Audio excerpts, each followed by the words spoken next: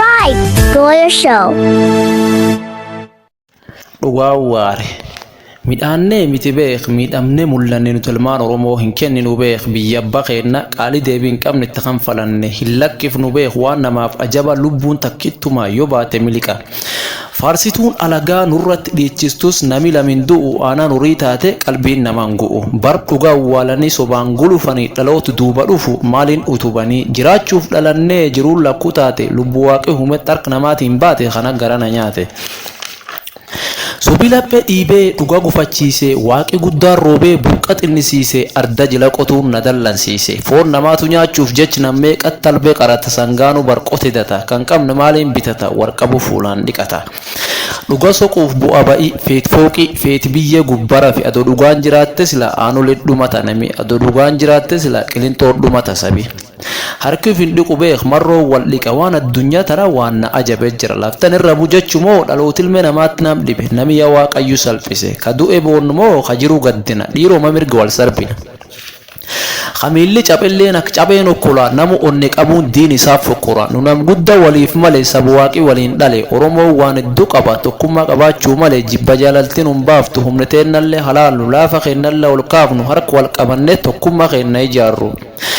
Barbarrichi finni darrichi baraadaaf safuun badde bar jaalalti diqqaatte bar ka dhugaa miil dhabde bar cubbuuf sobii wal soqu ka abbaaf ilmi mallolu tan jala nu baas waaqayyoomillee diinan golu.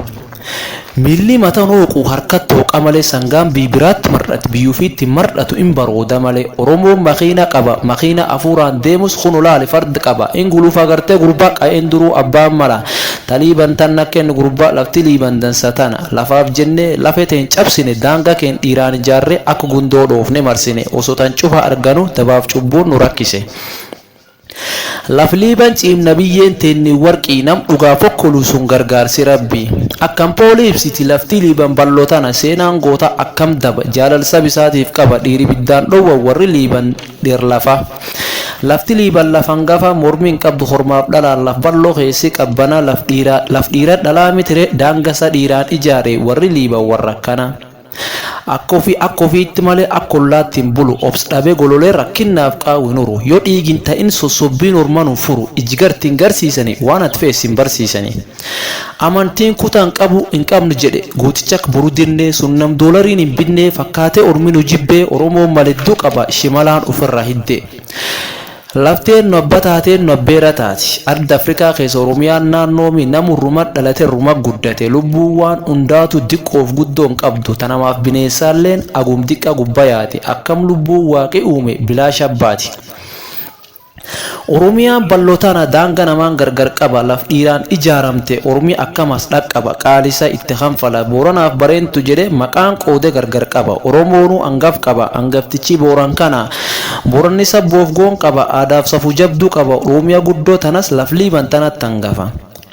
Laf dhiiraan ijaaramte idduu dhiiraan qabne idduu nyaaphaan dhabne lafa kooda diimaa lubbuun dhiiraa achi baate cilee qoraasuma taate. Goofaaf laayeen dache Oromticha goofa dhiiratti harkaan qabe laayee talannurra afe laf dhiiraan sararamte laf dhiigaan sararamte oda diima cufa dhabe laf duraan mata lafa dhaddachuwarraaf cufa dhabe dhiiroo nutti laf hin garre nyaaphi hunaya nu marse dhaloota walirraa lata garaan dhiiraan akkam rafa dhiirti garaa waqab cufa daanga lafeen ijaarratte yoos tokkummaan jiraattila banaa dhabeek balbalti. Handuraan abbumaan mala lafti tunuu galat qabdi dadhabe narrabuun jettu hundayyuu ofirraa qabdi dibbees masaaraan jettu udaan fincaa'e ajaa'iin jettu hundayyuu teetta caqafti qotame na dhiisan jettu doolariin sirra argamti. Namu guyyaa ofii eegata janna jaba qaroodaalleen jettu lubbuun tun dabaree beek agum diqa gubbayaati waan lubbuun irjiraatunda suutaan ufiddarti laftan dhiifamnuuf godhi teenna lubbuun garamdhatti.